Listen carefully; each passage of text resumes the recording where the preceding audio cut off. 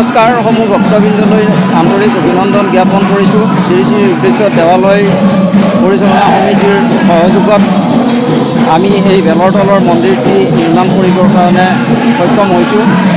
মোৰ বহুদিনৰ আশা আছিল যে বেলৰ তলত এটি মন্দিৰ নিৰ্মাণ কৰি ভক্তসকলৰ মনোবাঞ্ছা পূৰ্ণ কৰিবৰ কাৰণে যি হেঁপাহেৰে এই দেৱালয়লৈ দৈনন্দিন বিভিন্ন প্ৰান্তৰ পৰা ভক্তসকলৰ সমাৱেশ হয়।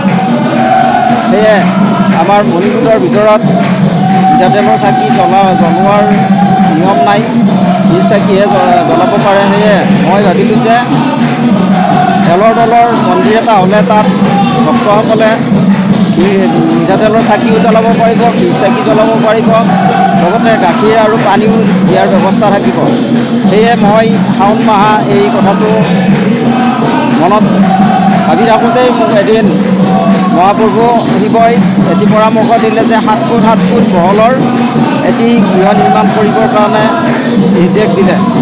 সেয়ে মই মিস্ত্ৰীক ক'লোঁ যে 7 ফুট 7 ফুটৰেই বনাম। মিস্ত্ৰী ক'লে যে 7 ফুট 7 ফুট নহয়, হয় 7.5 ফুট, নহয় 8.5 ফুট, 1 ফুট দীঘল বেছিকৈ লাগিব। এনেকৈ বনালোঁ।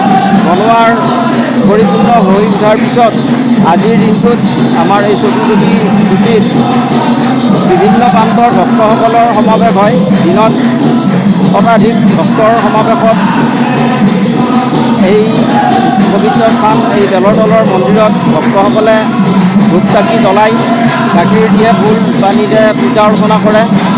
এতিয়া সন্ধিয়ালৈকেও আমাৰ ভক্তসকল চলি আছে, আহি আছে, গৈ আছে আৰু বৰ্তমান আমাৰ নাম পৰিৱেশন হৈ আছে।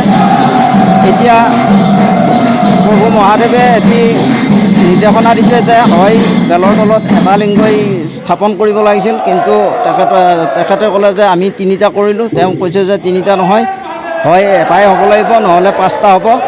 তেতিয়া কৈছে যে আৰু 2টা লিংগ আহি আছে, 2 দিনমান ধৈৰ্য ধৰা, এই 2টা লিংগ আহিলে ইয়াত স্থাপন কৰিব লাগিব। এইখিনিকে মই মনত ভাবি আছিলোঁ আৰু আজি আপোনালোকক ব্যক্ত কৰিলোঁ। পৰৱৰ্তী ভক্তসকলৰ সা সুবিধাৰ কাৰণে আমি যৎপৰোনাস্তি ইয়াতকৈ আৰু জাকত জিলিকাকৈ সজাই পৰাই তোলাৰ কাৰণে চেষ্টা লৈ আছোঁ। বৰ্তমান আমি ঘিজ চাকি আৰু তেলৰ চাকি দিয়াৰ ব্যৱস্থাও ৰাখিছোঁ। ইয়াত পানীৰ ৰখাৰ ব্যৱস্থা আছে, ডাষ্টবিনৰ ব্যৱস্থা আছে।